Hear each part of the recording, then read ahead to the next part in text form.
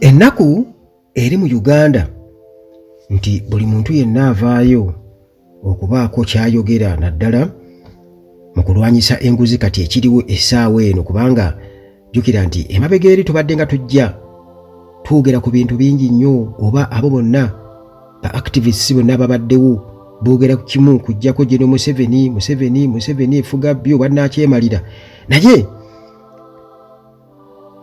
ku guno omulembe ogwa Kyagulanyi abavubuka ne basazeewo okubeera nti mu kuyingira palamenti nga bwe kyategeezebwa nga Bobi Wine yeevumbye ebyobufuzi nti geto tugirese mu palamenti, olwo ne batandika okubeera nga basunsulamu ebizibu by'eggwanga kimu ku kimu. Kale enguzi neerabika nga yenywa mu birala byonna akendo, era abo bonna abatufugisa omudumu gw'emmundu bonna bakozesa nguzi, obubbi, obukenuzi, olwo munnange ne balyoka ate batufutubbalako, kubanga enguzi ebayamba nnyo, ekola nnyo nga catalyst, ebagondeza nnyo ebintu. Kino mukirabye mu ngeri nnyingi nnyo, tosobola kumbuuza nti naye kijja kitya. Kati enguzi neerabika nga kyekinyusi ekirina okubeera nga kikwatibwako bw'oba onoonunula eggwanga lino. Era nabwe kityo Joel Ssennyonyi nga leader of opposition n'alabika nga yali mu ssenta w'ekintu, era nga bwe bagamba nti eyeewa ez'omumba bwe bazikuba kiba kitegeeza nti empi zirina okumulya mu buli ngeri yonna, yakola nga shield, era kitegeeza alina okubeera ng'alumbaganibwa okumubiiya, bamusiiga enziro, batunuulire buli kimu, kwegamba byonna bye bakola ate babimuteekeko, byonna bye bakola babimuteekeko. Mukimanyi bulungi nnyo nti wano akyogerako ate yabeera omubi ennyo okusinga akikola. Tewerabira Bannajjada Investments gw'ayagala okugula ettaka, ayagala okugula poloti, ayagala okuzimba ennyumba ey'omulembe, balina abazimbi, balina ebyuma byonna, oyagala kusenda ttaka ku levelinga, oyagala malamu, oyagala kusima luzzi, byonna babikola. Balina abakubi ba pulaani ab'omulembe, balina abapulaninga zi projects, gwe oyagala okubeera ng'ogiteeka, oyagala kulima, oyagala kukola ki. Abannajjada Investments kubeera omukulu Kizza Shafik asobola okuyambako ku nsonga eyo. Ate gwe wenna ayagala airport taxi, ayagala opangisa emmotoka eya special esobola okubeera ng'etalaga eggwanga lyonna, nga evugibwa omuntu omwesigwa gw'osobola okwesiga n'ekitereke kyo, oba ne privacy yo nti amanyi ewuwa asobola okukuno naawe n'akutwalako airport, oba okumanya essaawa z'onootuuka ku airport ng'otonnye wano ku kisaawe Entebbe, akuvuga akutwale gy'obeera. Kuba ku 0740653 0740653 kubira omukulu gwe bayita Mukisa ku nsonga eyo. Uganda at large era naye munnange ebizibu byaffe mubimanyi wano ku mukutu gwaffe Uganda at large mulina okubeera nga mugukwatizaako, kubanga omulabi kirabika tugenda tumuwangula amannyo, atuuse okubeera kati nga yeerumbira ku gurawundi ti Uganda at large tumukwate kyano tugisanguleyo busanguzi, bwe tumuggyako essimu ye tumubuuze password bwagituwaawo then tubideriitinge. Era munnange olukwe ne lugwa butaka. Nakusuubiza okunyumiza emboozi y'omukomera na butya bwe byali byonna mu mboozi yaffe emu gye nijja okufuna akadde wano ngikole nkwennyonnyole bwe byali, okusinziira nga abangi bwe mumbuuzo waayo byali bitya. Nange nyumirwa nnyo olugambo okumanya byali bitya, kubanga era ge mawulire byali bitya, era bye bizibu bino ebitugwamu anti twagala nnyo okumanya. Tetwagala kuleka jjinja nalimu nga sirivuunule. N'ejjinja munnange okulivuunula weetaaga amaanyi era liyinza okukunuubula engalo. Gwe kyoba omanya. Kakati twogera ku mukulu Ssennyonyi n'akazito ke yeetisse mu ngeri ey'obutaleka jjinja na limu nga sirivuunule nti amayinja gatandise okubeera nga gamunuubula engalo era nga yeetaaga amaanyi g'abantu bonna wamu n'okubeera nga musunsulamu ebyo bye boogera. Tuleme kubeera nga tukkiriza bukkiriza nti omuntu asobola okubeera nti ateekawo ssente ez'okkuwa n'azikuwa. Bw'amala okuzikuwa bo nga basazeewo ate era nga ziri mu mateeka, Katonda ate n'atandika okubeera ng'akuvunaana ggwe ng'ate ofuna zino nga ggwe togambwako. So ng'ate tukimanyi bulungi nnyo nti ssente kati nga ze bagamba Mpuuga ze yafuna $5,000 tezaayisibwa Paalamenti, era singa zaayisibwa Paalamenti tewaali baddewo musango. Kati ekyebuuzibwa nti Joel Ssenyonyi ssente zino ze bagezaako kubeera nga bamuvunaana nti azifuna eza honorarium, zo ziri mu mateeka teziri mu mateeka? Yaani yaziteekawo? Yaani azimuwa? Ani aziteeka ku akawunti ye? Ebyo bye twagala okubeera nga tujjawo, kubanga tukizudde nti ababbi oba omubbi bwabba, mukimanyi bulungi nnyo nti omubbi bw'obba ssente n'otakasukako oba n'otawaako bantu oyinza okubulaako baakinga. Kati bano abasajja babbye era enguzi yaabwe na buli kimu omunyago gwabwe okusobola okukukusa obulungi okuguggusa, kati olwo bagusaasaanya buli wamu era abaalugwamu be Bampuuga Modro. Kati Joel Ssenyonyi bw'atyo mu ebyo bye bagamba nti Mpuuga ssente ziri mu mateeka ate nga tewaliiwo bukakafu nti Paalamenti yaziyisa, ekyo ne kibeera nga kyanjawulo ku birala byonna bye boogerako ne ssente endala ze bayisa ku akawunti z'abantu abalala nga bagamba nti zigenda kumaliriza mirimu gya sipiika n'ebintu ebirala. Ebyo birala nnyo. Naye kati waliwo ate ssente oba ez'obusiimo ze bagamba simanya mutudde mu gundi y'abakomishona ne babawa obusiimo obukwatagana ne transport n'ebirala oba housing allowance n'ebirala ebifaanaganako bwe bityo. Kakati olwo Joel Ssenyonyi bamunokoddeyo mbu naye wuuyo ali ku ssente z'omuwi w'omusolo kasookedde ng'agenda ku bwa leader of opposition yakafuna $44,000,000. Twogera ku buwumbi bwa ssente $5,000,000 mmeka sajja ze beegabira. Kati bano ate batandise kuleeta bino nti buli mwezi afuna $6,000,000 azifuna ate nga takiikangako kakiiko, tatuulangako. Juzi kyajje ayogereyo kennyini nti bannange tebanzikiriza, banzigalira ebweru. So nga ate bo bwe batuula ne bateesa ebyabwe ate bo ne bamuteerayo eri ssente bo bennyini, era nga baaziyisa mu mateeka nti balina okubeera nga bazifuna bo bennyini gy'ataali kuba ye teyaliiyo. Tebamukkiriza kutuula kwesalirawo, osanga bw'anaatuula wali anaagamba nti edda sizaagala, bamuggalidde ebweru ate bamuvunaana okuzifuna ate nga be bazimuteerayo. Kati ebintu ebifaanaganako ng'ebyo bannayuganda bye tulina okubeera nga tumanya nti abasajja boogera ku $6,000,000 buli mwezi. Abasajja babba buwumbi na buwumbi bwa ssente, boogera ku 6,000 bamuwa 6,000 mu allowance wano mu kakiiko k'abakamishona. Kyokka ate agamba tatuulanga, talina na kye yali akoze. Ezo tazoogera ku ssente z'omuwi w'omusolo. Wowe maama tufudde. Kakati munnange bano bagezaako okubeera nga mbu baabya Joel Ssenyonyi, bamwabya Joel Baseekezi Ssenyonyi, leader of opposition mu Paalamenti. Bagamba nti abadde nga mbu asooba mbu n'afuna ssente $6,000,000 nga honorarium,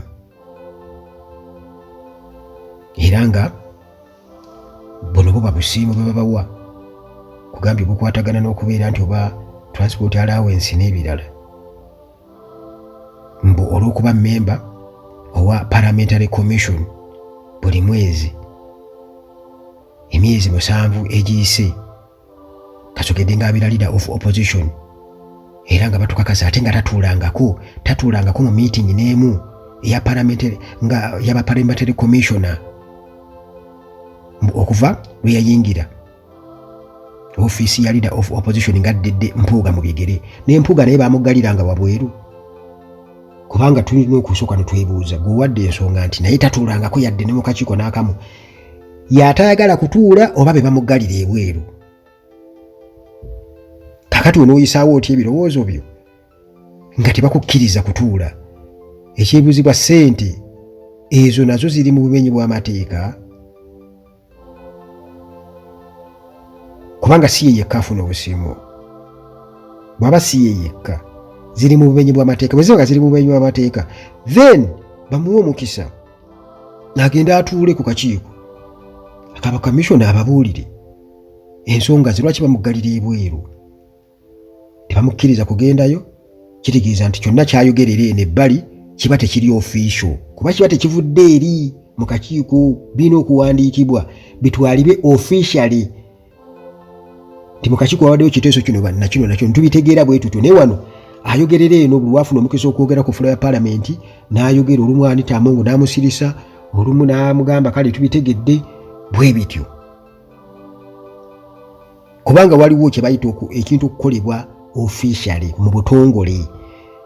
Bwe tojja kunsanga mu kkubo oba otuma omwana nti tulina omukolo nga omuntu gw'ogamba wa buvunaanyizibwa kati shwe munajja n'agamba tulina omukolo, balina omukolo bali abeeri bagambye balina omukolo ng'oggyeko kufiiro. Kakati olwo gwe n'onsuubira okuba nti nze nawulidde mukolo nti natandika okunoonyereza omukolo guliyo ddi, olwo nsuubira okuba nti ŋŋenda kujja buzzi nti ntuule ku mukolo. Kati ng'omuntu omukulu ow'oku kitundu kitegeeza nti babeera balina okuŋŋamba officially gwe situka ojja oŋŋambe oba ompandiikire. Gwe kwe kikwatako situka ojja oŋŋambe nti owange okimanyi bwe kiti ne bwe kiti. Kati na bino bwe biti bwe biri walina okubaawo engeri eri official. Era poliisi wano juzi baatukakasa ne batugamba nti tebamanyi. Mujjukira Minisita David Muhoozi bwe yagamba nti tebamanyi ku bantu nuupu beebanja abwe 18 kubanga tebaba reportinga nko ku poliisi nti baabula. Ekyo kyajja kitya? Mujjukire mu kaseera ako bwe baawambiranga abantu ng'okugenda abantu baakomplaininga nti gwe bw'ogenda okubeera nti olwopa nti omuntu wange drone yamuyodde nga buli poliisi gy'otuukako bagamba agenda ku yeegindi, genda ku yeegindi, genda ku yeegindi, kati abantu ne beetamwa. Kumba akakodyo kaali nti waleme kubeerawo aclaiminga maaso eyo kubanga emisango tegiyingiranga mu fayiro za poliisi. Officially ffe tubimanyi eno mu bigambo tubyogera na mu buli kimu, naye bwe bali baatugamba nti tewaliwo fayiro yonna eyogera ku ekyo. N'olw'ensonga eyo fayiro esinga obulamu bw'omuntu gwe batalabako. Fayiro nti okuwandika obuwandisi ne peeni bwoti bwino kati olwopye ekyo kisinga omuntu eyabula oba ne famire ye eri wali ebonaabona. Bagezaako tugamba kati nakino bwe kityo bwe kifaanaganako. Kakati munnange bano batugamba nti Joel Ssenyonyi afuna $600,000 n'emitwalo 3 kati bw'okubyamu emyezi 7 ze $44,000 n'emitwalo 10 mbu ezo abadde ng'azifuna era nga ziyita mu Housing Finance Bank main branch wali Kololo airstrip esangibwa wansi awo. Kakati mboko kugata n'omusaala omusava ennyo gwe bamuwa kati olwo Joel Ssenyonyi yekka yafuna omusaala mu paalamenti kye bagezaako tugamba nti omusaala omunene ennyo gwe bamuwa n'alaawensi ze ez'amaanyi zaafuna okuva mu ssente z'omuwi w'omusolo. Bajula kwongerako kagamba akalala nti wowe maama tofudde mu ssente nnyingi ennyo zaafuna ne bongerako muntu oyo mbu z'abannansi mbu ssente z'omuwi w'omusolo eziva muntu oyo z'abannansi. Bannyonnyola naye amazima ga Katonda twogere amazima. Wano baatugamba nti ebirombe bya golodi n'eminerals zonna tebiriko accountability. Ekintu ekyo Robert Kyagulanyi Ssentamu yakyogera nti ebigambo bye bikyaliwo. Yatugamba bwe kitaba kya Museveni, kiba kya Janet, kiba kya Sodo, kiba kyani, naye ekintu ekyo tebavangayo kukinnyonnyola. Bannyonnyodde ebintu byonna ne batubuuliranga bali b'ebisiyaga bwe babateeka mu ssente ba foreigners bwe bakola batya, naye ekintu ekyo tebakyogerangako nti bannange gold asimwa mu ggwanga ali bwati okuva lutwajja mu buyinza twakasima bwe tuti tani bwiziti oba bungi bwe buti simanyi bwe bamubala oba ne boogera ku birala iron ore n'ebirala tugamba ne bejjako ekintu ekyo naye obugagga bonna bwe balina kyongera okukakasa nti mu butuufu oba oli awo ebyobugagga by'eggwanga ate kati famire emu yabyeddiza eby'omu ttaka kati ffe tusigala kulima nga gino Museveni byabadde alaga amatooke tulime tulunde tukole tutya ebyokungulu bino n'ebyeno wansi gye tulimira wansi pokka wansi eyo mu ttaka temukwatako kikitegeeza kubanga walina okubaawo okunyonyola nti allegation yakolebwa katugambe nti Bobi Wine yajja n'ayogera bye bayita ebyasamwasamwa then balina okujja bakiralifying nti si kituufu naye teri yadde n'omu era ebiseera ebisinga obungi omuntu bw'asirika kitegeeza akkiriza nti ye ne mu kkooti bwekityo bwe kiri kati ebyo byonna mu nkola eya kiso kya mbuzi babirekeredde teebereza kati emmundu zonna bazoolekeza Joel Ssennyonyi naye nga bye bamuvunaana bingi nga akyali mu kkosase ndaba wano Badini Saba boogera n'abalala bonna boogera wano nga emyezi omusanvu gye yakamala ku bwa leader of opposition twegamba buli kamu bagezako kubeera nga bakateekawo bakaleete naye ng'ekikulu kiri nti byayogerako singa yali tabyogerako oba okubyogerako kikyamu awo we tuli kyovula olaba nga eggwanga lyetaaga okubeera nga obuyinza bukyuka kubanga omuntu bw'aba tayagala kumugambako bannantagambwako oba nnantagambwako bwasukka impunity yasukka obutagoberera amateeka kwasukka mu ggwanga lya tuli no Uganda era buli munnayuganda awuliriza alina okumanya ekintu kino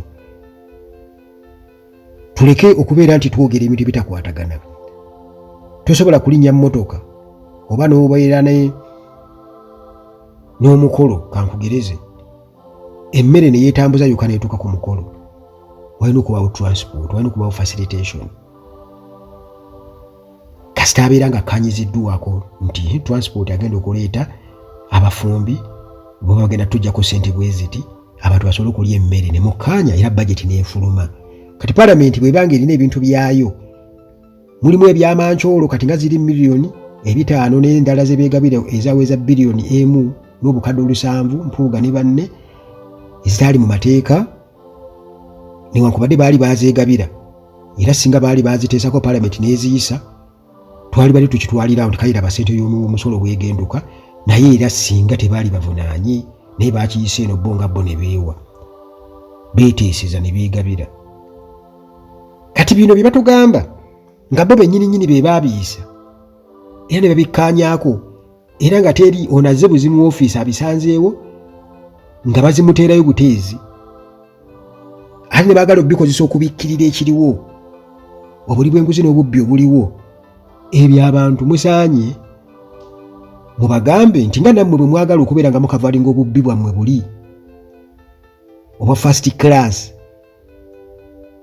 bwe buba tebukola makulu kati lwaki kino kikola amakulu oba obubbi buli tebukola makulu kati lwaki kino kikola amakulu kati kyemugezako kujjawo kyeki kwegamba baagazako okuteekawo embeera nti akuwa obukulu abaakubadde kulya muleka nammwe tulye kasaba kuwa oba oli mu paalamenti olina kulya buli oba oli mu public office olina kulya buli tewali kugambwako bajja kujja bakutegeeze Joel Ssennyonyi yakamala mu paalamenti emyaka bwe giti alina za apaatimenti alina biki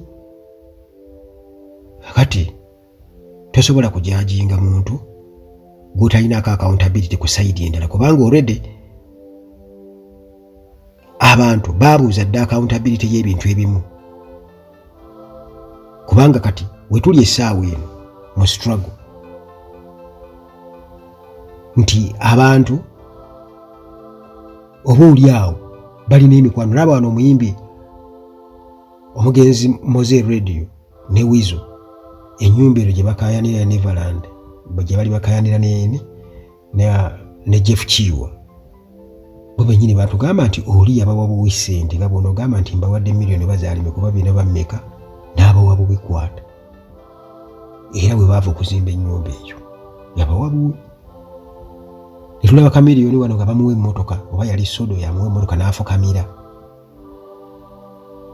N'ebintu ebirala bingi nnyo. Nze nina n'abakungu bemumanyi abanene ennyo, abanene nga bwe yeegomba omukazi ajja mwagalako omulundi gumu naye ajja mmuzimbira n'ennyumba amuwa ebyayagala byonna. Kuba ssente balina nnyingi nnyo. Kwaba omukazi gwe yeebase naye amubuuza nkuwa eki. Afunye omukisa ogwo kwebakako naye. Kati n'asooka amugamba njagala kino n'alagira abasajja mumukolere muti mumukolere ne bwe muti. Kati agenda okugulaba n'emmotoka yakabimpya, alina ennyumba, alina ne bizinensi. Kuba ssente oli azirina atulako butuuzi mu bulindo. Naye n'oyo at least aba agabiddeko omuntu ntwayasaba tanyokedde bwereere. Era yagaba ssente. Yagaba ssente mupuloyi. Naye kwegamba saagala kuwanvuya nnyo mboozi nti mu kino ekya Ssenyonyi waliwo okufumbirira kungi nnyo era nze neewuunya bannamawulire abadde okwo n'ayogera n'agira ati ekikulu kya byonna ki nti ggwe okyatenda ebbwa okuwunya naye ekireese ebbwa kye ki? Gw'otenda ebbwa nga bwe liwunya bwe lisajjusibwa naye ki ekireeseewo ebbwa eryo? Tuleme kubeera ate bawumba tuutu. Tulina okumanya ekikolo ate olwo tubeere nga tusobola okufuna eddagala okusobola okusiguukulula. Kubanga bino bye tulimu ebyo olw'okuba oli azze n'ayogera ku nsonga ey'omuggundu kati olwo ate batandika okubeera nga bafumbirira n'abantu batandika okubeera nga nabo bawuliriza. Anyway, akuumye.